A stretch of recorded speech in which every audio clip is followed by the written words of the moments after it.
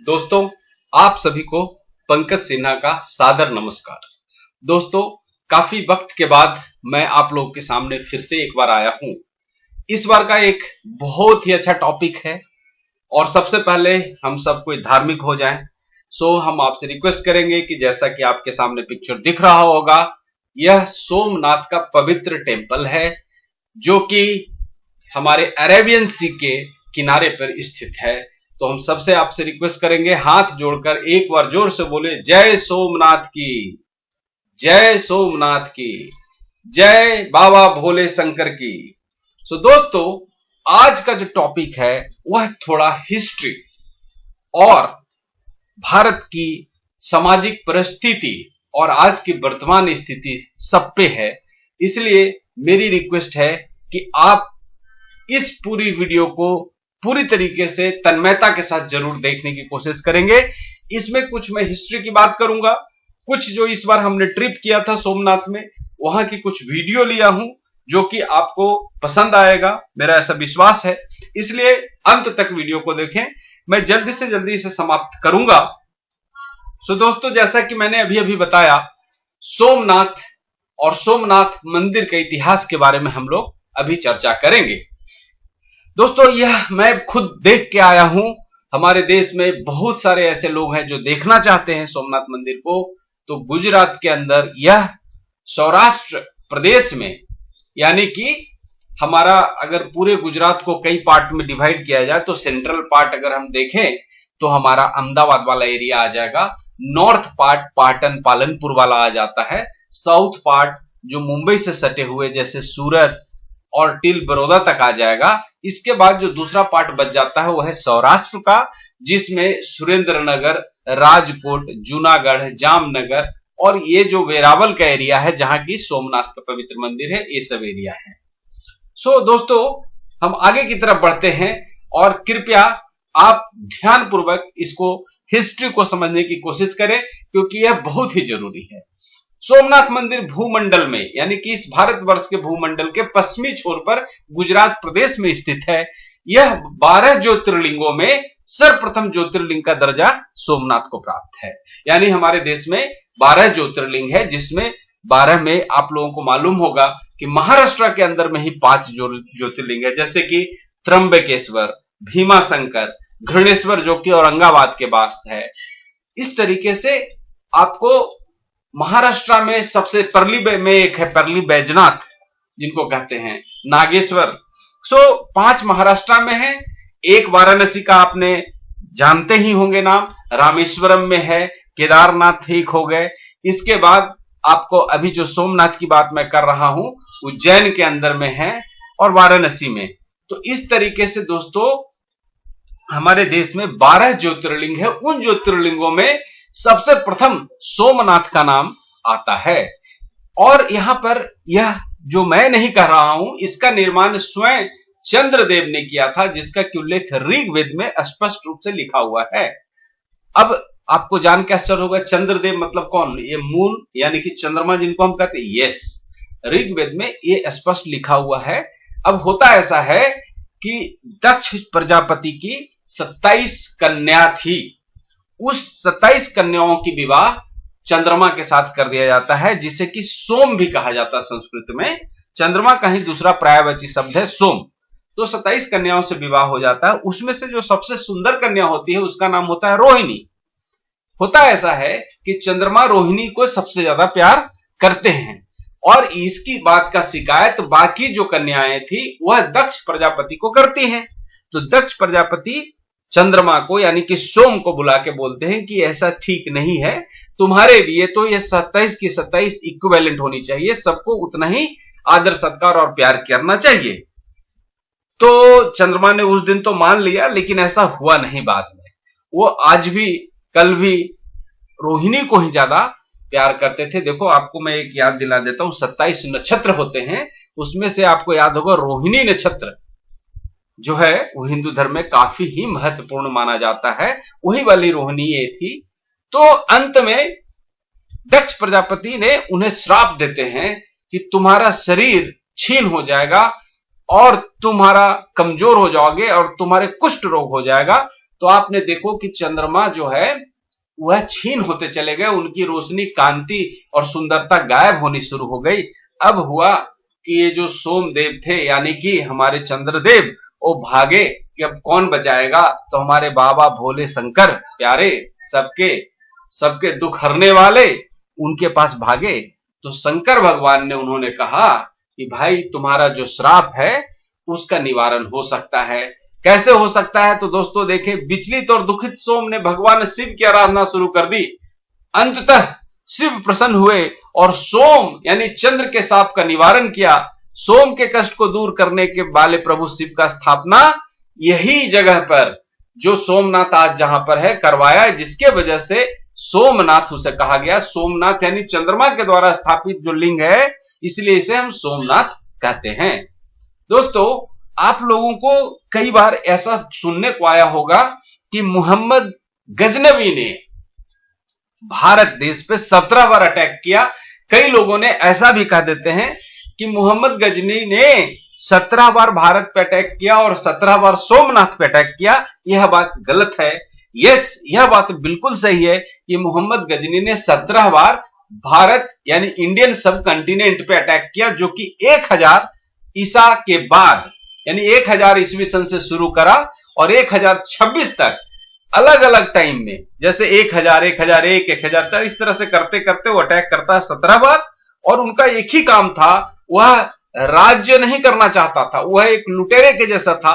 वो इंडिया में अटैक करता था और यहां से हीरे जवाहरात सामान चोरी करके अपने देश यानी अफगानिस्तान लेके चला जाता था। अफगानिस्तान में गजनी करके एक डिस्ट्रिक्ट टाउन है, एक शहर है, जहां का कि वो सरदार था, राजा था मोहम्मद गजनी। और वहां से वो पहले पंजाब के प्रांतों में, कश्मीर के एरिया में अटैक किया, सिंध के प्रांतों में अटैक करता था, पेशावर में करता था और वहां से बहुत सारी चीजें लेके गया। बाद में उसको मालूम चला कि सोमनाथ मंदिर, क्योंकि हिंदू लोगों के पास मंदिरों में संपत्ति देने की प्रथा बहुत ही पुरानी है। हमारे मंदिरों के पास खेती बाड़ी, हीरे जवाहरात, बहुत सारी अकूत धन संपदा है। और आज भी पद्मनाभ टेम्पल का नाम आपने सुना होगा कि जो कि केरला के अंदर में है, वह दुनिया का सबसे रिचेस्ट टेम्पल माना जाता है। तो इसे जब मालूम चला कि सोमनाथ कोई मंदिर है और वहां 1026-25 में उसने अटैक करता है और 1025 से 26 तक अटैक करता है और बहुत सारी अकूत धन संपदा लेके जाता है अपना देश, और मंदिर को वह क्षति भी करता है। आपको मैं आगे दिखाऊंगा कि इसने इतनी बार हिंदुस्तान में अटैक किया कि सोमनाथ के मंदिर को तोड़ा ही। और क्योंकि ये मुस्लिम शासक था, मूर्ति पूजा के विरोधक था, तो उसको जहां तक हो सके मूर्ति भंजक यानी कि मूर्तियों को तोड़ देना, मूर्ति पूजक को मुस्लिम धर्म में कन्वर्ट करने का भी काफी हद तक श्रेय जाता है। और जहां भी अटैक कर करके वो लोगों को या तो गिरफ्तार करता था, मार देता था, या तो कन्वर्ट कर देता था और संपत्ति तो ले ही जाता था। अभी आपको जस्ट थोड़ी सी टॉपिक से आगे की तरफ लेके मैं जाता हूं। यहां पर जो आपको पिक्चर दिखाई दे रहा है, इसमें नरेंद्र मोदी साहब दिखाई दे रहे हैं, अमित शाह दिखाई दे रहे हैं, केशुभाई पटेल दिखाई दे रहे हैं, आडवाणी साहब दिखाई दे रहे हैं। बाकी 2 ऑफिसर्स हैं या मेरे को आइडिया नहीं है। बट आप ये क्या देख पा रहे हैं, ये जो सोमनाथ ट्रस्ट है, जो मॉडर्न इंडिया की देन है, उसके ये सब ट्रस्टी हैं। केशुभाई पटेल तो काफी सालों से ट्रस्टी हैं। नया एंट्री इसमें अमित शाह का होता है और नरेंद्र भाई मोदी भी इसके ट्रस्टी हैं। आडवाणी साहब भी ट्रस्टी हैं, क्योंकि आडवाणी साहब कई दफा MP member of parliament Gandhinagar से चुन के आते रहते हैं। सो दोस्तों, यहां पर हम थोड़ी सी हिस्ट्री की तरफ चलते हैं। यह मंदिर हिंदू धर्म के उत्थान पतन के इतिहास का प्रतीक है। जैसे कि हमेशा ही अपने को ऐसा लगता है कि इस बार मैं हार गया, इस बार खत्म हो गया, लेकिन जीने की इच्छा हो तो कोई भी युद्ध अंतिम नहीं हो सकती, वो बार बार खड़ा होकर आ सकता है। और इसको हम एक शब्द कहते हैं जिजीविषा। जिजीविषा ऐसा शब्द है जिसमें जीने की इच्छा। इस मंदिर के साथ भी यही होता है। मंदिर में अलग अलग टाइम में अलग अलग लोगों ने अटैक करते हैं। तो हम देखते हैं कि कौन कौन लोगों ने अटैक किया। सर्वप्रथम यह मंदिर ईसा के पूर्व में अस्तित्व में था। जिस जगह पर द्वितीय बार मंदिर का पुनर्निर्माण शताब्दी सदी में बल्लवी के मैत्रक राजाओं ने किया। 8वीं सदी में सिंध के अरबी गवर्नर जुनायद ने इसे नष्ट करने के लिए अपनी सेना भेजी थी। गुर्जर प्रतिहार राजा नागभट्ट ने 1815 ईस्वी में इसकी तीसरी बार पुनर्निर्माण किया। इस मंदिर की महिमा और कीर्ति दूर दूर तक फैली थी। यहां पर ध्यान देने वाली बात है दोस्तों, अरब यात्री अल वरूनी ने अपने यात्रा वृत्तांत में इसका विवरण लिखा, जिससे प्रभावित होकर ही महमूद गजनवी ने सन 1024 में कुल 5000 साथियों के साथ सोमनाथ मंदिर पर हमला किया, इसकी संपत्ति लूटी और इसे नष्ट कर दिया। दोस्तों यहां पर ध्यान देने वाली बात है, करीब करीब उस टाइम 50,000 लोग मंदिर के अंदर हाथ जोड़कर पूजा अर्चना कर रहे थे, और ऐसा इतिहासकार कहते हैं कि प्रायः सारे लोगों को कत्ल कर दिया गया। इसके बाद गुजरात के राजा भीम और मालवा के राजा भोज ने इसका पुनः निर्माण कराया। सन 1297 में जब दिल्ली सल्तनत ने गुजरात पर कब्जा किया तो इसे 5वीं बार गिराया गया, क्योंकि वहां पर भी मुगल बादशाह थे। मुगल बादशाह औरंगजेब ने इसे पुनः 1706 में गिरा दिया।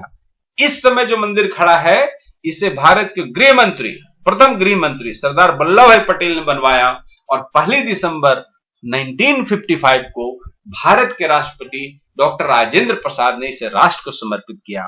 दोस्तों याद करने के लिए मैं बता दूं, 1950 में 26 जनवरी 1950 को हमारा रिपब्लिक डे शुरुआत होता है, यानी कॉन्स्टिट्यूशन बनता है। 1955 को यानी कि 5 सालों के बाद ही डॉक्टर राजेंद्र प्रसाद ने इसे देश को समर्पित किया, इस मंदिर को। तो यह बोलते हैं जीने की इच्छा। कितने बार आपने देखा कि इसे ध्वस्त किया गया, तोड़ करके बिखरा दिया गया, बट मैं बोलता हूं दोस्तों इससे हमें सीखनी चाहिए। लाइफ में कैसी भी कठिनाइयां क्यों ना हो, बाबा भोले ने हमें सबको यह ताकत दी है, फिर से खड़े हो जाओ।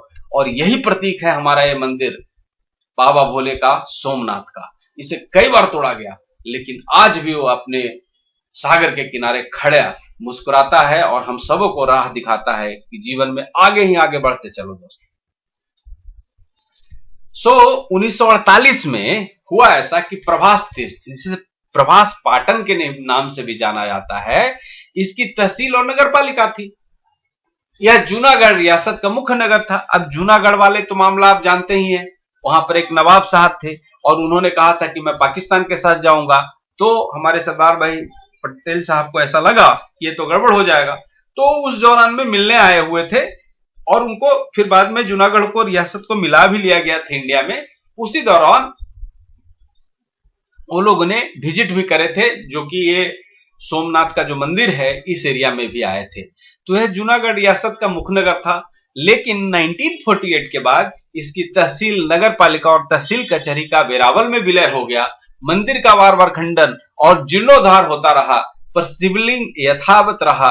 लेकिन सन 1048 में यानी कि 1048 में महमूद गजनी ने जो शिवलिंग खंडित किया वह यही आदि शिवलिंग था। इसके बाद प्रतिष्ठित किए गए शिवलिंग को 1300 में अलाउद्दीन की सेना ने खंडित किया। इसके बाद कई बार मंदिर और शिवलिंग को खंडित किया गया। बताया जाता है कि आगरा के किले में रखे देवद्वार सोमनाथ मंदिर के हैं, यानी वहां देवद्वार के जो दरवाजे हैं वो सोमनाथ से लेके गए हैं। यानी महमूद गजनवी सन 1026 में लूटपाट के दौरान इन द्वारों को अपने साथ ले गया था। राजा कुमार पाल द्वारा इसी स्थान पर अंतिम मंदिर बनवाया गया था।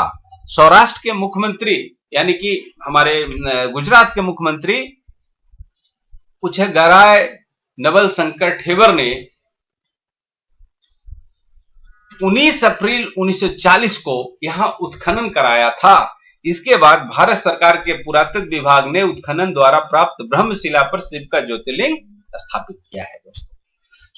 सौराष्ट्र के पूर्व राजा दिग्विजय सिंह ने 8 मई 1950 को मंदिर की आधारशिला रखी। दोस्तों यह याद रखने की चीज है, 1950 को ही, यानी कि 26 जनवरी 1950 को हमारा अपना कॉन्स्टिट्यूशन बना और उसी के 8 मई को आधारशिला रखी गई, और 11 मई 1991 को भारत के प्रथम राष्ट्रपति डॉक्टर राजेंद्र प्रसाद ने मंदिर में ज्योतिर्लिंग स्थापित किया। नवीन सोमनाथ मंदिर 1962 में पूर्ण निर्मित हो गया। 1970 में जामनगर की राजमाता ने अपने पति की स्मृति में उनके नाम से दिग्विजय द्वार बनवाया, जो कि आज भी आप देख सकते हैं। सोमनाथ मंदिर का जो सबसे बाहरी दरवाजा है उसका नाम ही है दिग्विजय द्वार। इस द्वार के पास राजमार्ग है और पूर्व गृह मंत्री सरदार वल्लभ भाई पटेल की प्रतिमा भी है। सोमनाथ मंदिर निर्माण में वल्लभ भाई पटेल साहब का बहुत ही बड़ा योगदान है। अगर वो ना होते थे तो यह नहीं बनाया जा सकता था।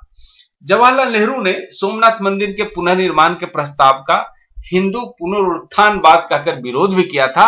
उस समय नेहरू से हुई बहस को कन्हैयालाल मुंशी ने अपनी पुस्तक पिलग्रिमेज टू फ्रीडम में लिखा है और पूरी बृहद स्टडी है उसमें। दोस्तों आपको कभी फुर्सत मिले तो आप जरूर उस पुस्तक को पढ़ लेना। दोस्तों एक पिक्चर जो कि मैंने अभी अभी पीछे डाला था और शायद मैं बताना आपको भूल गया कि वो पिक्चर क्या था और क्या कहना चाहता है। दोस्तों यहाँ पे आप देख पा रहे होंगे, ये हमारे भारत देश के प्रथम राष्ट्रपति डॉक्टर राजेंद्र प्रसाद बैठे हुए हैं और ये है शिवलिंग, उनकी स्थापना करे और उन्होंने पूजा किया था। और दोस्तों मैं आपको बता दूं, जवाहरलाल नेहरू साहब ने ऐसा कहा था, एक चिट्ठी लिखी थी कि आपको नहीं करना चाहिए, इससे क्या होगा कि हमारे जो दूसरे धर्म को मानने वाले वो नाराज हो जाएंगे। लेकिन डॉक्टर राजेंद्र प्रसाद ने कहा कि नहीं, हमें किसने बुलाया है, हम कोई देश के लिए और राज्य हमारा भारत ने उस पर कोई खर्चा नहीं करा है, यह ट्रस्ट के द्वारा बनाया जा रहा है और हमें जो इन्विटेशन दिया गया है वो हमारे जो जाम साहब हैं, जो जामनगर के राजा हैं, उन्होंने हमें इनवाइट किया है तो मैं जाऊंगा और कोई भी हमें रोक नहीं सकता है। इसकी बहुत ही आलोचना भी किया गया था हिंदुओं को द्वारा, क्योंकि ऐसा जवाहरलाल नेहरू ने किया। फिर भी आए थे राजेंद्र प्रसाद जी ने और उद्घाटन भी किए थे।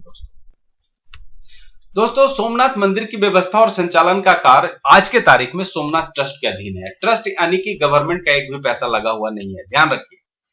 यहां 3 नदियां हिरन, कपिला और सरस्वती का महासंगम भी होता है, यानी समुद्र में 3 नदियां आके मिलती है। यह तीर्थ पितृगणों के श्राद्ध, नारायण बलि आदि कार्यों के लिए भी प्रसिद्ध है।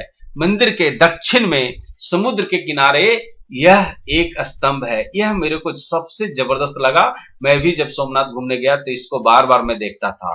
और दोस्तों मैं आपके बारे मेरी एक वीडियो भी आएगा जो कि आपको पूरी डिटेल इसमें मिल जाएगा। मंदिर के दक्षिण में समुद्र के किनारे एक स्तंभ है, इसके ऊपर एक तीर रखकर संकेत किया गया है कि सोमनाथ मंदिर और दक्षिण ध्रुव यानी साउथ पोल तक बीच में पृथ्वी का कोई भी भूभाग नहीं है, यानी कि समुद्र ही समुद्र है। यानी डायरेक्टली सोमनाथ मंदिर के बाद समुद्र ही समुद्र और सीधा साउथ पोल में ही जमीन मिलेगा। और यहां पर लिखा हुआ है समुद्रांत दक्षिण ध्रुव पर्यंत अबाधित ज्योतिर्मार्ग। इस स्तंभ को वान स्तंभ कहते हैं। दोस्तों यहां पर देखो ये संस्कृत वाला श्लोक भी लिखा हुआ है। और ये देखो यहां से ये जो है ना त्रिशूल का पिक्चर दिया है। इस पूरे समुद्र ही समुद्र सीधा साउथ पोल तक के आपको कोई भी लैंड मिलेगा।